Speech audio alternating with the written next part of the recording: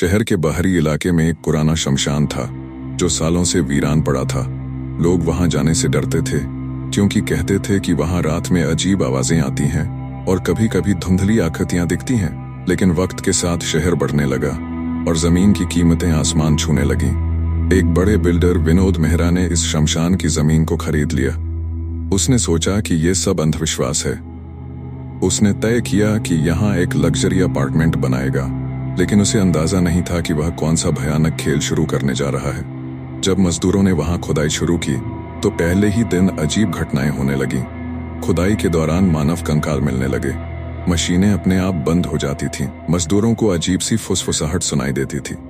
साहब, ये जगह ठीक नहीं लगती, एक बूढ़े मजदूर शंकर ने कहा। अरे, ये सब तुम्हारे मन के वहम है, इंजीनियर ने हंसते हुए जवाब दिया। पर उसी रात जब चौकीदार रामलाल वहां पहरा दे रहा था तो उसने देखा कि एक परछाई धीरे धीरे पास आ रही है। तुमने हमारी जमीन क्यों छेड़ी? रामलाल जोर से चिल्लाया और बेहोश हो गया। वे वहां बेजान पड़ा पाया गया। उसकी आंखें खुली थीं, लेकिन शरीर में कोई हरकत नहीं थी।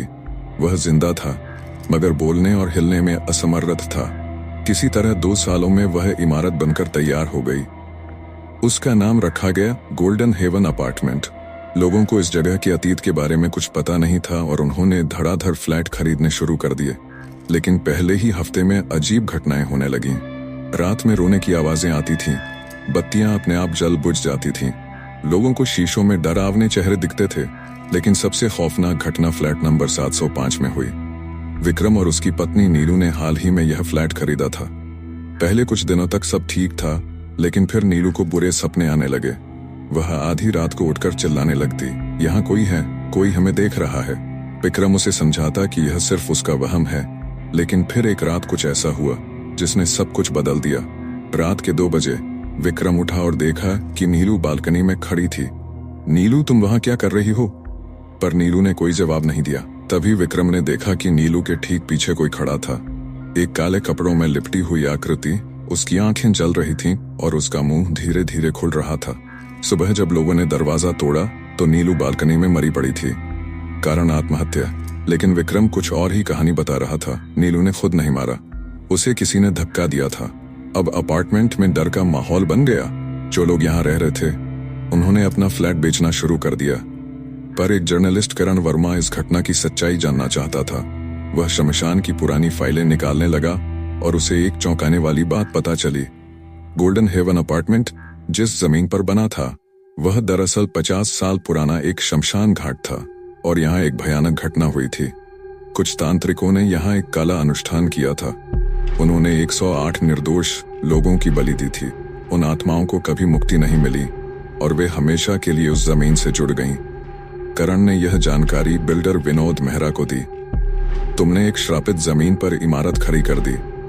लेकिन विनोद ने इसे मजाक में उड़ा दिया। पर उसी रात विनोद के साथ कुछ ऐसा हुआ जिसने उसे पूरी तरह बदल दिया। रात के 3 बजे विनोद अपने ऑफिस में अकेला बैठा था। तभी लाइटें बंद हो गईं और टीवी अपने आप ऑन हो गया। टीवी स्क्रीन पर सिर्फ एक चेहरा था, जलती हुई लाल आंखों वाला एक डरावना चेहरा। और तभी एक आवाज आई, तूने हमारी जमीन छीनी, अब तेरा अंजाम भी वही होगा।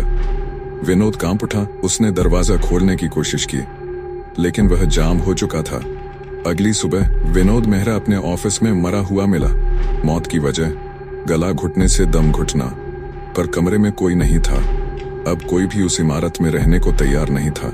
जल्द ही सरकार ने आदेश दिया कि इस इमारत को गिरा दिया जाए। जब बुलडोजर वहां पहुंचे तो लोगों ने देखा कि इमारत की खिड़कियों से कई परछाइयां झांक रही थीं, जैसे वे देख रही हों कि उनकी जमीन को फिर से उजाड़ा जा रहा है। जैसे ही पहली दीवार गिरी, पूरे आसमान में काले बादल छा गए।